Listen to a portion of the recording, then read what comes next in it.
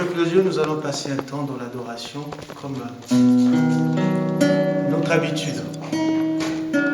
Car ta bonté, alléluia, vaut mieux que la vie, vaut mieux que la vie.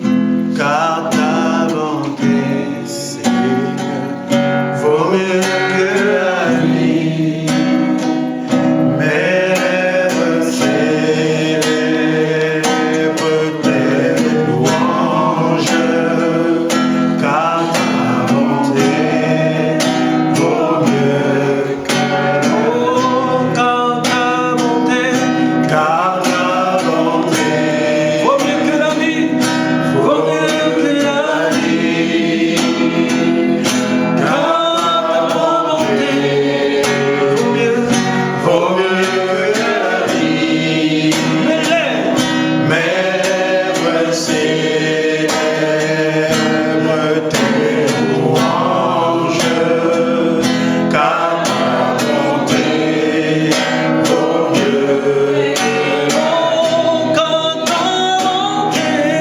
ta bonté vaut mieux que la vie. Car ta bonté vaut mieux que la vie. Mes lèvres célèbrent tes louanges, car ta bonté vaut mieux. Oh, car ta bonté vaut mieux que la vie, vaut mieux que la vie. Car ta bonté vaut mieux que la vie. Mes lèvres célèbrent tes louanges, car ta bonté vaut mieux que la vie. Merci Seigneur. Tu es bon Seigneur. Et nous commençons cette matinée en disant que tu es bon. En disant que tu es bon dans ma famille. Tu es bon Seigneur. Tu m'as protégé. Tu as protégé mon frère. Tu as protégé ma soeur. Tu as protégé l'église. Et je veux que toi qui es devant l'écran, tu puisses prier avec moi. Dis oui Seigneur, tu m'as protégé. Tu as protégé ma famille contre cette épidémie. Tu as protégé mon église contre cette épidémie. Et tu m'as fait la grâce. Tu m'as fait la grâce ce matin de me réveiller encore et d'implorer ta grâce. Béni soit ton nom. Béni soit le nom de Jésus. Béni soit le nom de Jésus. Béni soit le nom de Jésus. Le nom de Alpha. Le nom de Yahweh. Le nom de Yahweh. Alléluia. Merci Jésus. D'un cœur reconnaissant. Merci. Oh Seigneur, toi saint. Merci. Car il a donné Jésus, son Fils. Merci, merci.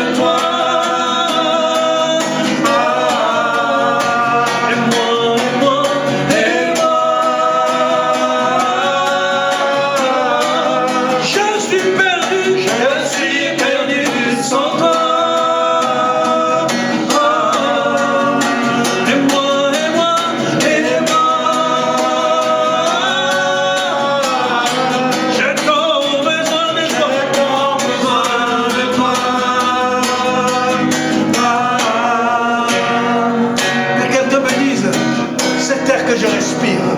Cet air que je respire, Cet air que je suis en train de respirer ce matin dans ma maison. cet air que je respire, C'est ta présence. c'est ta présence Divine. qui vit en moi. Cet air que je respire. Cet air que je respire, Cet air en abandon. cet air que je respire, C'est ta présence. c'est ta présence qui vit En moi. Et moi. et moi.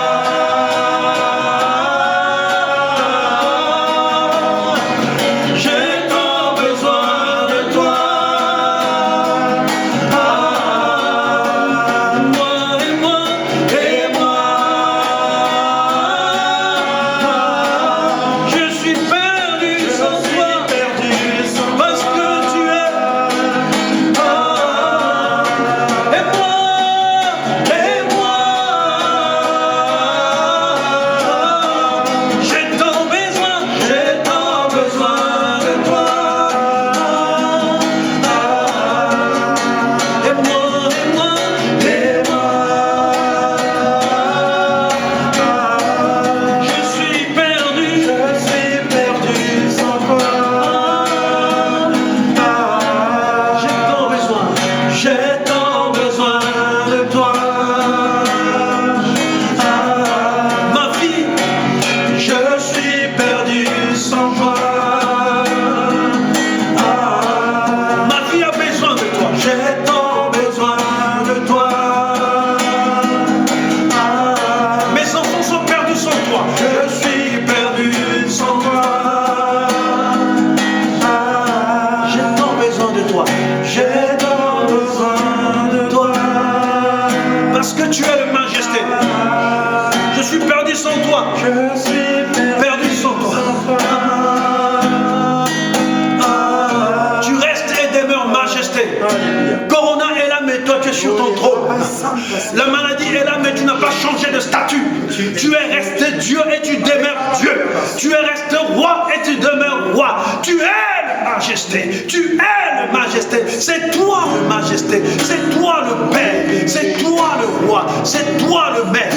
C'est toi le majesté. Nous te célébrons. Les nations te louent. Les nations te célèbrent. Les nations t'adorent. Je veux que là où tu es dans ta maison, tu puisses t'élever avec ta famille. Tu commences à marcher et dire, tu es le majesté. Tu es le roi. Tu es le roi. Tu es au-dessus de tout nom. Tu as reçu le nom qui est au-dessus de tout nom. La Bible dit, il n'y a aucun nom. Il n'a été donné aucun nom sur la terre, sous la terre, qui est au-dessus de tout nom. C'est le nom de Jésus. C'est le nom de Jésus. C'est le nom de Jésus. Tu es le majesté. Oh, je dis majesté. Je dis majesté. Je dis majesté. Mon frère dit majesté. majesté. Ma soeur dit majesté. Majesté. Majesté. Majesté. Mon foyer dit majesté.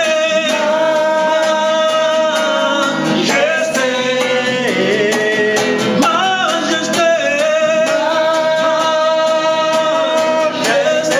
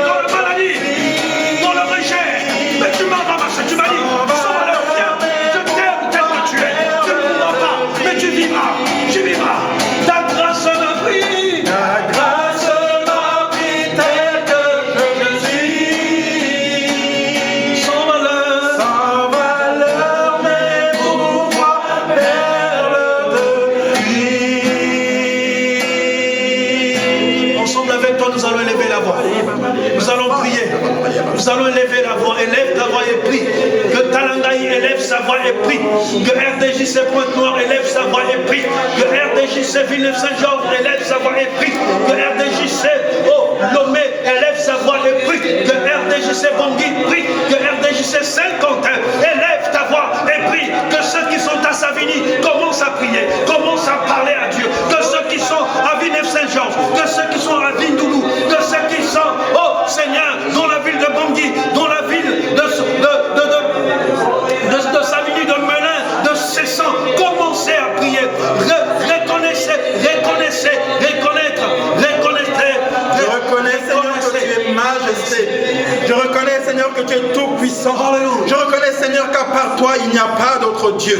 Je reconnais, Seigneur, que tu es le bouclier de ton église. Je reconnais que tu es celui qui a envoyé ta parole et ta parole a guéri. Je reconnais que tu es celui qui a envoyé ton fils et ton fils a sauvé. Je reconnais que tu es celui qui a envoyé ton esprit et ton esprit a semé en nous la patience. Seigneur Dieu de gloire, nous voulons te dire merci. La patience, Seigneur, c'est de toi. Quand, Seigneur, je regarde les hommes, quand je me regarde moi-même, Seigneur, je multiplie les péchés. Mais Seigneur, par patience, Seigneur, tu me laisses le temps. Ta patience, Seigneur de gloire, tu nous laisses, Seigneur, le temps de nous améliorer, de revenir, Seigneur, à toi. Et Seigneur, tu as, Seigneur de gloire, augmenter, Seigneur, ton amour en mettant, Seigneur, en nous l'esprit de patience. L'esprit de patience vit en nous. La patience, Seigneur, devient une caractéristique qui nous est propre. Nous, Seigneur, qui t'appartenons, Seigneur, nous voulons, Seigneur, être comme toi. Patient. Toi, Seigneur, qui as été patient avec nous. Fidèle. Toi, Seigneur, qui as été fidèle avec nous. Nous voulons, Seigneur, te célébrer et reconnaître encore une fois que la majesté t'appartient. La royauté t'appartient. La puissance t'appartient. La vérité vient de toi. Il n'y a pas d'autre Dieu que toi. Tu es le Dieu qui est. Tu es le Dieu qui est. Et parce que tu es Dieu qui est, nous voulons célébrer ta grandeur et reconnaître ton autorité dans nos vies. Tu es béni et célébré par tes enfants. Gloire, Seigneur, te soit rendue. Je reconnais que tu peux et que rien n'est impossible. Ce matin, nous allons adorer. Il y a l'onction d'adoration. Je reconnais que tu peux tout et que rien ne t'est impossible. Seigneur, fais-moi voir. Seigneur, fais-moi voir ta gloire. Seigneur, fais-moi voir. Seigneur, fais-moi voir ta gloire. Seigneur, fais-moi voir. Seigneur, fais-moi voir ta gloire. Seigneur, fais-moi voir ta gloire. Seigneur, fais-moi voir ta gloire. Ta gloire, ta gloire, oui, Seigneur. Seigneur, fais-moi voir ta gloire. Seigneur, fais-moi voir ta gloire. Ta gloire, ta gloire, oui, Seigneur. Seigneur, fais-moi voir ta gloire. Seigneur, fais-moi voir ta gloire. Ta gloire, oui, Seigneur. Seigneur, fais-moi voir ta gloire. Seigneur, fais-moi voir ta gloire. Ta gloire, oui, Seigneur. Seigneur, fais-moi voir ta gloire. Seigneur, fais-moi voir ta gloire. Ta gloire, oui, Seigneur. Seigneur, fais-moi voir ta gloire. Seigneur, fais-moi voir ta gloire. Tu nous as promis ta gloire. Tu nous as promis ta présence au milieu de nous. Tu nous as dit jusqu'à la fin des temps, tu seras avec nous. Seigneur, ce matin, nous croyons que tu es au milieu de nous. Malgré les douleurs, malgré les pleurs, des amis, des proches, des connaissances qui nous ont quittés cette semaine. Mais nous savons une seule chose, que tu es présent. Et tu sais sécher nos larmes. Seigneur, tes généraux sont tombés cette semaine. Nous voulons encore, ce matin, avant de célébrer ce culte, nous rappeler de ces hommes et de ces femmes qui t'ont servi et que leur course s'est arrêtée. Nous croyons qu'ils sont dans tes grands bras d'amour et que ce matin, Seigneur, tu nous ordonnes encore de continuer la course parce que tu as un plan merveilleux pour nous et ce plan doit s'accomplir. Tu as dit le monde entier doit écouter la bonne nouvelle. Après viendra la fin. Et nous te remercions de ce que tu nous as choisi dans ce temps difficile, que nous continuons à annoncer l'évangile, à témoigner autour de nous, à bénir les hommes et les femmes et à encourager ceux qui sont faibles, à se relever et à continuer la marche. Seigneur, bénis ces instants, bénis ceux qui sont chez eux à la maison, bénis ceux qui sont assis en famille, bénis ceux qui sont là. Oh Dieu, ce matin n'est comme un accord afin de célébrer ce culte ensemble. Nous les bénissons. Nous bénissons ta présence dans leur vie. Nous bénissons les familles rassemblées, réunies partout dans le monde. La famille RDJC, où Seigneur, tu nous as, Seigneur, fait le privilège d'appartenir. Et nous te rendons des actions de grâce. Et nous bénissons Jésus-Christ encore ce matin pour sa parole qui nous édifie, pour sa parole qui nous fait du bien. Seigneur, ta parole est bénie dès l'éternité. Nous te demandons tout simplement d'ouvrir nos oreilles par le Saint-Esprit pour que nous saisissons et comprenions ce que tu as à nous dire ce matin. En ton nom soit toute la gloire. Nous t'avons ainsi prié de tout notre cœur. Père, au nom de Jésus-Christ, Amen. Que le Seigneur vous bénisse là où vous êtes. Vous savez, ce matin, nos cœurs sont, je dirais, il y a des généraux de Dieu qui sont tombés, mais la course continue. Parce que Jésus a dit, je suis avec vous jusqu'à la fin des temps. Nous avons une pensée pour ces hommes et pour ces femmes. Nous avons une pensée pour les familles de ces hommes et de ces femmes de Dieu. Et nous voulons tout simplement que le Seigneur leur donne une consolation. Parce que nous avons longuement parlé de ce Dieu de compassion. Nous voulons aussi compatir avec vous et bénir le Seigneur pour votre vie. Et ce matin, j'aimerais tout simplement partager mon cœur avec vous. En ce temps, et réexaminer les Saintes Écritures, j'ai été nos regards dans l'évangile de Luc au chapitre 10, à partir du verset 30 à 37. Mais avant cela, j'aimerais tout simplement vous dire comment Jésus réagit-il face à la maladie, face au fléau qui frappe notre monde aujourd'hui. Et notre réaction face à la maladie intéresse beaucoup Dieu. Notre réaction à nous. Souvenez-vous de tout ce que nous avons dit pendant tout ce temps, que mon Père agit, moi aussi, et nous voulons nous aussi agir. Mais comment allons-nous faire? Quelle est notre réaction face à la maladie? Quelle est notre réaction face à tout ce qui se passe? Ça, c'est ce qui intéresse Dieu. Dieu est intéressé par notre réaction. Si vous êtes prêts, nous pouvons lire dans l'évangile de Luc, comme je l'ai dit tout à l'heure. Nous commençons au verset 30. Jésus reprit la parole et dit, un homme descendait de Jérusalem à Jéricho. Il tomba entre les mains des brigands qui le dépouillaient, le rouèrent de coups et s'en allèrent en le laissant à moitié mort. Un prêtre qui par hasard descendait par le même chemin vit cet homme et passa à distance. De même aussi un lévite arriva à cet endroit, il le vit et passa à distance. Le verset 33, mais un Samaritain qui voyageait arriva près de lui et fut rempli de compassion lorsqu'il le vit. Il s'approcha et banda ses plaies en y versant de l'huile et du vin. Puis il le mit sur sa propre monture, le conduisit dans une auberge et prit soin de lui. Le verset 35, le lendemain, à son départ, il sortit 2 pièces d'argent, le donna à l'aubergiste et dit, prends soin de lui.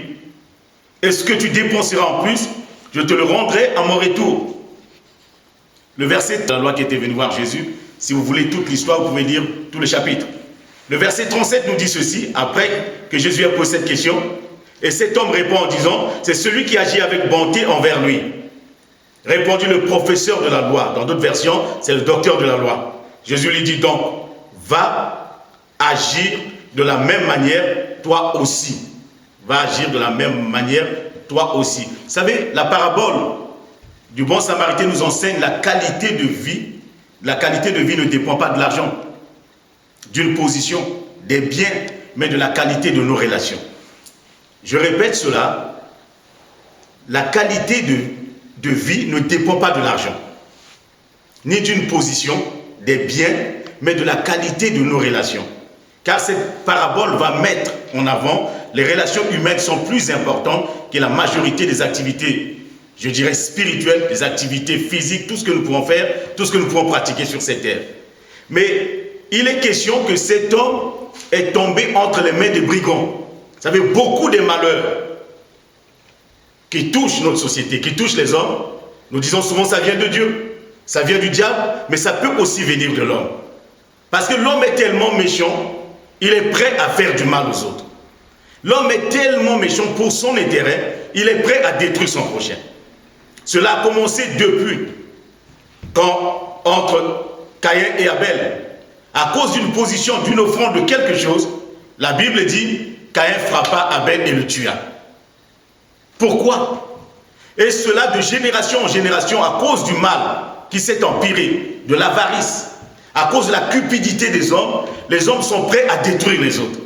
Et là Jésus nous parle et dit, un homme, il revenait de Jérusalem, il allait à Jéricho. Mais sur ce chemin, il croise des brigands. J'essaie d'imaginer combien de victimes ces brigands ont eu à faire dans leur vie. Combien de gens, peut-être qui sont morts, combien de gens qui sont blessés, combien de gens qui ont été mutilés, combien de personnes ont perdu leur dignité à cause de ces brigands qui étaient là et qui sillonnaient et qui empêchaient les gens de pouvoir évoluer, qui empêchaient les gens de voyager librement, qui empêchaient les gens de vivre, qui empêchaient les gens de faire du commerce. Mais ces brigands étaient là dans leurs propres intérêts et prêts à donner la mort à qui que ce soit qui s'hasarderait sur leur chemin. Et cet homme, comme par malchance, je dis il n'y a pas de malchance, il n'y a pas de chance, mais cet homme passant par là, cet homme tombe entre les mains de ces brigands. Et la Bible nous dit, c'est Jésus qui dit, ils le rouèrent de coups, ils le dépouillaient, ils l'ont blessé, ils le laissent à demi-mort, il est abandonné, tout seul sur la route, tout seul au milieu, tout seul au milieu des animaux certainement, tout seul, personne à côté de lui, ni femme, ni enfant, ni parents, ni connaissance, ni amis, mais cet homme est abandonné. Il était en train d'agoniser, il était en train de mourir à petit feu. Il était là, il n'y a personne. Et je pense, pendant ce temps que je parle, je pense à ceux qui sont seuls à l'hôpital, où il n'y a ni femme, ni homme, ni parents, ni personne, parce que les gens sont isolés, les gens sont seuls, abandonnés à eux-mêmes, et en train de mourir à petit feu. Que le Seigneur intervienne pour eux, que le Seigneur fasse quelque chose pour ces hommes et ces femmes. Et Jésus nous dit qu'il y avait un homme qui passait par là, et celui qui passait par là, c'était un prêtre. Nous ne sommes pas là à accuser des gens. Quand nous parlons de prêtre, on peut parler de quelqu'un qui connaît le Seigneur, un pasteur, peu importe, un apôtre, un prophète, peu importe. Ce n'est pas les prêtres que nous visons, mais c'est ce que Jésus dit, parce que Jésus n'est pas un gars à polémique. Mais la Bible nous dit que le message de la Bible, c'est la bonne nouvelle. La bonne nouvelle pour tous les hommes. Dieu a tant aimé le monde qu'il a donné son Fils unique, afin qu'il croit en lui ne périsse point, mais qu'il ait la vie éternelle. Ça, c'est Jean chapitre 3, le verset 16. Le Seigneur nous demande aussi de réagir avec compassion et avec amour et avec affection. Nous devons être patients comme nous l'avons dit et surtout envers les malades. Mais cet homme, en passant par là, il a jeté un coup d'œil. La Bible nous dit qu'il passa outre. Il ne s'arrête pas. Il continue sa route. Le deuxième, le Lévite qui passe par là aussi, lui aussi passe outre. Vous voyez ce qui se passe. Souvent les situations dépassent la religion. La situation dépasse le religieux. La situation dépasse le prieur même. Souvent, il y a des choses que nous prions, nous-mêmes, nous ne comprenons pas. La situation est tellement terrible. Les choses qui nous dépassent. Seul Dieu est capable de faire les choses sur cette terre. Seul Dieu peut nous venir en aide. Dans Matthieu chapitre 14, Matthieu 14, 14, on dit Jésus vit une grande foule et fut rempli de compassion pour elle. Et il guérit les malades. Il est rempli de compassion, mais il guérit les malades. Il ne s'arrête pas. Il vit la foule. une grande foule, ils voient ce qui se passe. Et j'aimerais te dire que Dieu voit ta situation. Dieu voit le monde dans lequel nous vivons. Dieu voit toutes choses. Rien ne restera caché devant l'Éternel. Tout sera découvert. Des choses que hier l'homme faisait dans le secret, mais aujourd'hui tout est dévoilé. Personne ne peut se cacher devant Dieu. Personne ne pourra cacher la vérité. Parce que la vérité, elle, c'est une lumière. Et on ne peut pas cacher la lumière. La lumière domine toujours sur les ténèbres. Et nous croyons qu'en ce moment précis, la lumière va dominer sur les ténèbres. Et les ténèbres ne régneront pas toujours. Les ténèbres ne vont jamais régner. Ceux qui ont pour mission de donner la mort aux autres, ils ne régneront pas. Parce que le temps est arrivé où Dieu se lève. Et la Bible dit, quand l'Éternel se lève, ses ennemis se dispersent. Et la Bible nous dit que Jésus, lui aussi, fut ému de compassion. Il nous parle de cet homme. Dans le psaume 106, j'aimerais lire quelques versets d'abord avec vous. Dans le psaume 106, le verset 44, la Bible nous dit, il a vu leur détresse lorsqu'il a écouté leur plainte. Il a vu leur détresse et il a écouté leur plainte. Il a vu la détresse. Dieu voit la détresse. Bien aimé, nous vivons dans un monde, il y a une grande détresse. Il y a une grande détresse, il y a des angoisses. Il y a des choses terribles qui se passent. Peut-être qu'en ce moment où je parle, toi aussi tu es angoissé. Le stress est au maximum. Il y a une oppression sur les gens. Je regardais le journal, j'ai vu un homme qui est parti à l'hôpital. Et cet homme est parti, il avait tous les symptômes en lui-même, dans sa tête, dans son esprit. Il pensait qu'il ne respirait pas bien quand il est arrivé à l'hôpital. Mais j'ai entendu ce que le médecin a dit. Le médecin a dit tout simplement, il n'avait pas le virus. Mais il avait tout simplement, cet homme avait des crises d'angoisse. Vous imaginez combien de gens sont angoissés et qui vivent des moments difficiles. Mais Dieu voit la détresse. En ce moment, le monde vit une détresse. Les gens sont en grande détresse. Et le Seigneur a vu cela et la Bible dit, il écoute les plaintes. Dans la détresse, invoque-moi, je te répondrai. Je t'annoncerai des grandes choses, des choses cachées que tu ne connais pas. Dieu est prêt à répondre. Et dans la version Semeur, il dit, il considéra leur détresse. Quand il a entendu leur cri suppliant, il considéra. Dieu considère toutes les prières que nous lui adressons. Dieu considère toutes les pleurs qui montent vers lui. Dieu considère l'angoisse qui aujourd'hui gagne notre monde. Toujours dans le psaume 142, le verset 5, l'auteur nous dit, regarde à droite et constate-le. Personne ne me reconnaît. Je ne sais plus où trouver refuge. Personne ne s'inquiète pour ma vie. Cet homme était là. Personne ne s'inquiétait pour sa vie. Cet homme était abandonné. Peut-être que tu es là abandonné à toi-même. Tu penses que personne ne se soucie de toi. Personne ne t'appelle. Personne ne t'envoie des SMS. Personne ne prend de tes nouvelles. Tu es abandonné. Personne ne se soucie de moi. Et cet homme était abandonné au bord de la route. Il était là en train de mourir. Nous avons une société qui est dépouillée de sa substance. Nous avons une société qui est malmenée par les hommes. Je dirais par les hommes. Nous ne sommes pas là pour accuser des gens. Mais Jésus dit des brigands. Il y a une race de brigands qui détruisent tout sur leur chemin. Qui détruisent les hommes. Qui détruisent les femmes. Parce que la cupidité atteint des niveaux élevés. L'avarice. L'amour de l'argent. Je veux gagner. Je veux avoir plus que les autres. Je veux dominer les autres.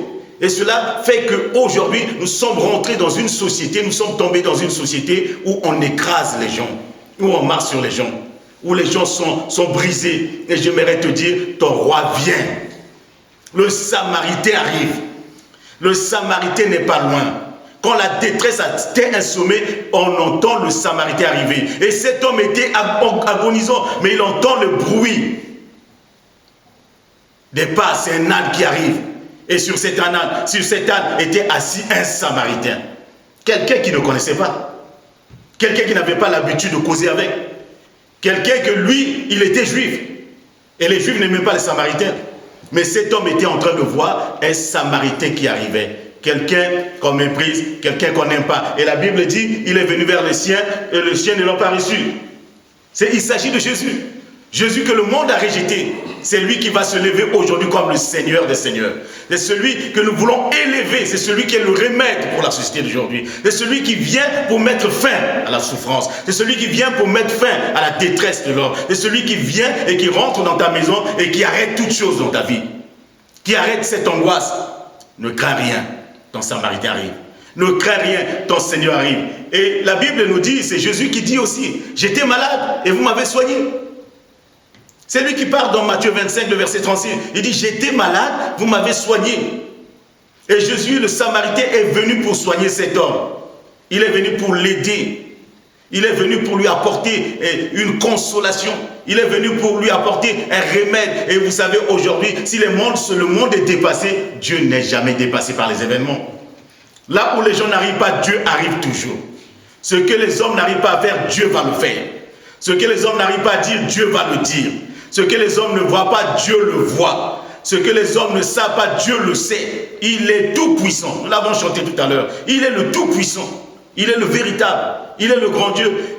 Bien-aimé, toi qui m'observes, toi qui me regardes, tu pries un Dieu fort. Tu pries un Dieu tout puissant. Ne crains rien. Ne crains rien. Lève-toi. Lève-toi et agis. Lève-toi. Nous devons, bien-aimés, en ce temps, être présents. Être présents les uns auprès des autres.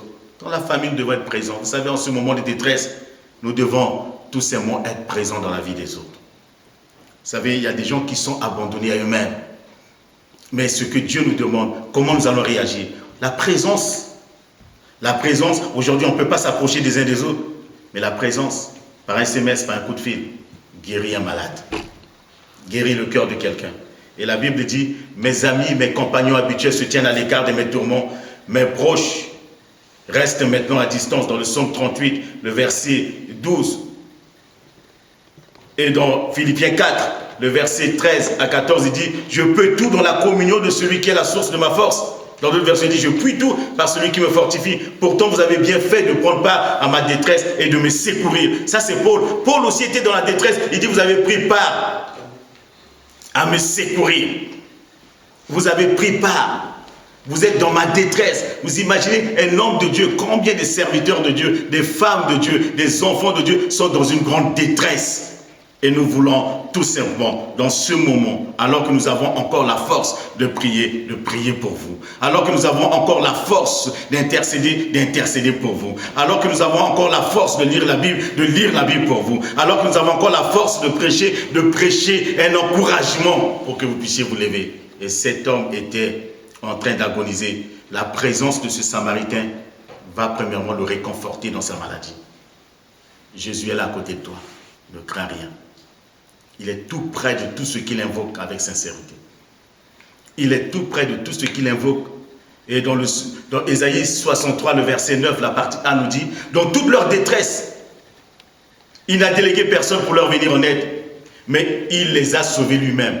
Je répète ce verset. J'aimerais que tu puisses lire ça avec moi, dans le français courant. Dans toutes ces détresses, dans toute leur détresse plutôt, il n'a délégué personne pour leur venir en aide. Mais il les a sauvés lui-même. Peut-être si personne ne vient, mais Dieu va lui-même se lever. Si les gens ne peuvent pas venir, Dieu va venir. Si les gens ne peuvent pas être là, Dieu est là. C'est pour ça que j'aimerais tout simplement, tourne les yeux à gauche, à droite, tu verras que Dieu est à côté de toi. Ne promène pas des regards inquiets. Ton Dieu est avec toi. Et souvent, on ne sait pas qu'est-ce qu'il faut dire. On se sent culpabilisé, on se sent coupable parce qu'on a prié que Dieu n'a pas exaucé. Ne te sens pas coupable parce que tu as prié pour quelqu'un. Ne te sens pas coupable parce que tu as prié et que rien ne s'est produit. Ne se sens pas coupable parce que ce n'est pas toi qui exauces les prières, mais c'est Dieu qui exauce les prières. Et aucun homme n'a la capacité d'exaucer les prières, c'est Dieu qui les exauce. C'est pour ça que je t'encourage encore ce matin. N'aie pas de gêne. Je terminerai ce matin en te disant, enlève la gêne. N'aie pas honte de la maladie. Vous savez, beaucoup de gens sont en train de souffrir, mais n'osent pas le dire. Nous sommes là les uns à prier les uns pour les autres. Nous sommes là à prier les uns pour les autres. Quiconque essaie de condamner dans ce moment, il ne connaît pas Dieu. Parce que dans la maladie, c'est la compassion. Dans la maladie, c'est l'affection. Dans la maladie, c'est l'amour. Ce n'est pas parce que quelqu'un est malade qu'il n'a pas Dieu dans sa vie. Paul dit, dans ma détresse. Dans ma détresse. Ne te gêne pas. Beaucoup de gens se cachent. Ils cachent, ils veulent montrer. Ce n'est pas le moment de montrer qu'on est super spirituel. C'est le moment de dire aux autres, à ceux qu'on a confiance, de dire aux autres, prie pour moi. Priez pour moi. Nous sommes là pour prier pour vous. Nous sommes là pour intercéder. Nous devons prier les uns pour les autres. Priez pour nous, nous prions aussi pour vous. Pour qu'ensemble, nous soyons guéris. Il ne faut pas se gêner. Il ne faut pas se gêner. Nous ne sommes pas là à nous gêner. Nous ne sommes pas là, il ne faut pas avoir de gêne. Et la Bible nous dit, dans le psaume 32, le verset 3, « Tant que je me taisais, mon corps dépérissait. Je gémissais toute la journée. Tant que je me taisais, tant que je me cache, si je ne dis rien, je peux mourir à petit feu. Si je crie au secours, l'Éternel m'enverra du secours et l'Éternel interviendra. » La prière du frère, la prière du juste a une grande efficacité. Nous ne devons pas dans ce moment nous gêner. Ce n'est pas question de spiritualité. Ce n'est pas question de savoir qui est spirituel et qui n'est pas spirituel. Mais c'est une maladie qui vient dans ce monde, qui frappe qui? Qui frappe n'importe qui.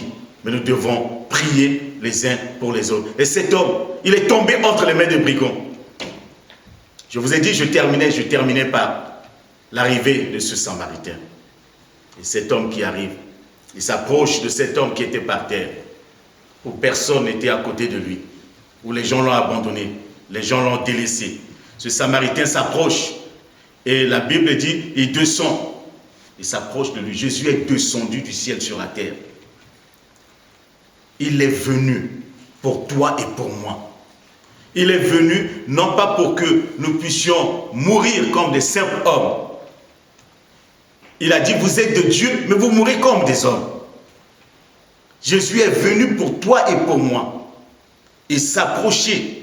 On dit le Samaritain s'est approché et il a sorti de l'huile.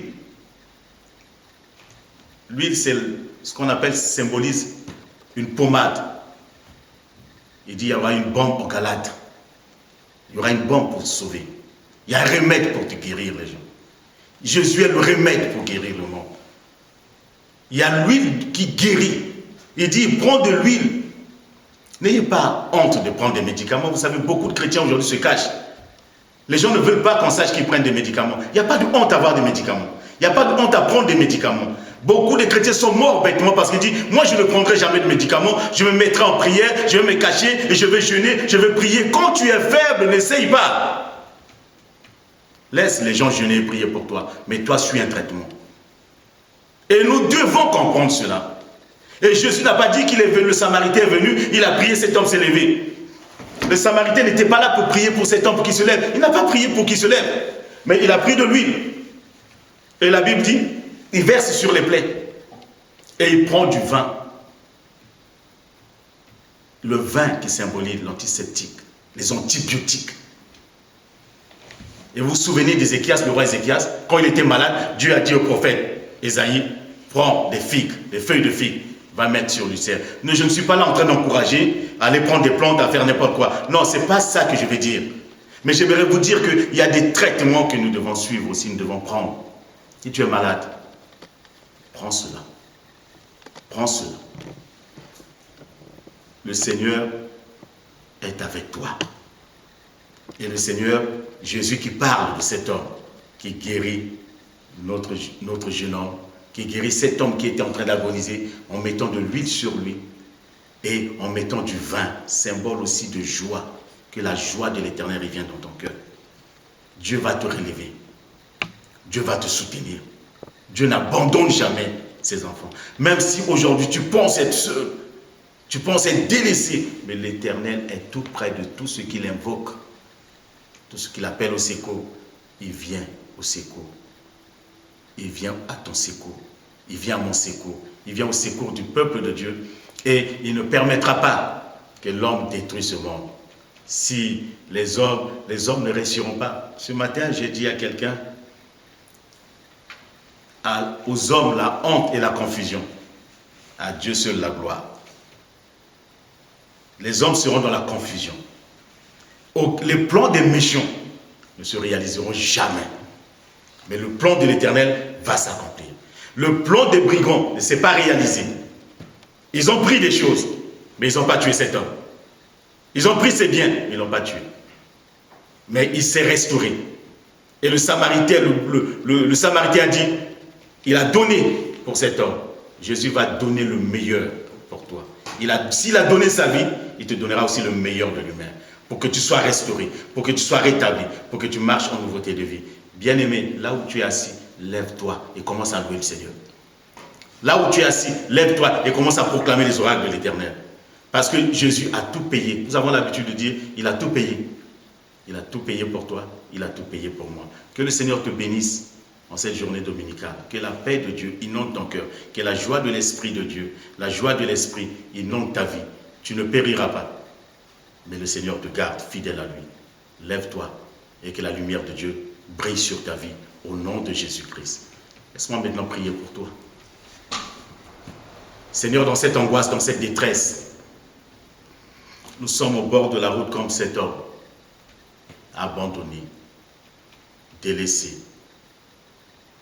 Nous voulons prier pour tous les hommes, ceux qui sont dans des situations difficiles, qui sont abandonnés à eux-mêmes, qui sont délaissés. Aucun membre de la famille, ni femme, ni enfant, ni connaissance, ni amis, mais Seigneur, qui sont seuls. Nous te prions pour eux, afin que toi, le bon Samaritain, tu les touches là où ils sont, que tu verses ton huile sur leur vie, et que le vin qui symbolise ta joie vienne dans leur cœur maintenant. La joie d'apprendre qu'ils sont guéris, la joie d'apprendre qu'ils sont restaurés, qu'ils sont pardonnés de leurs péchés, la joie, Seigneur, de réaliser qu'ils sont passés par la vallée de la mort, mais que tu les as relevés. Seigneur, nous voulons aussi prier par la même occasion pour tous ceux qui sont endeuillés en ce moment. Oh Dieu, tu es le seul qui est capable de consoler les cœurs. Console ces familles. Console les familles de tes serviteurs. Au commencement, nous t'avons prié. Nous avons prié avant de commencer ces moments. Nous voulons aussi te prier pour la fin, pour que tu consoles ces familles. Et pour tous ceux qui sont dans les maisons, Père, étends ta main sur chaque personne, que nous soyons comme des bons samaritains, les uns envers les autres. Nous soutenons dans ce moment, car ce qui est plus important, c'est la relation doit devenir meilleure, parce que la relation dans ce temps peut sauver une vie. Seigneur, je te remercie pour ce temps que nous avons passé, et donne à tes enfants de passer une belle journée dans ta présence, et que ta lumière qui brille sur leur vie. Au nom du Père, du Fils et du Saint-Esprit. Amen. Que le Seigneur te bénisse. Bon dimanche à toi.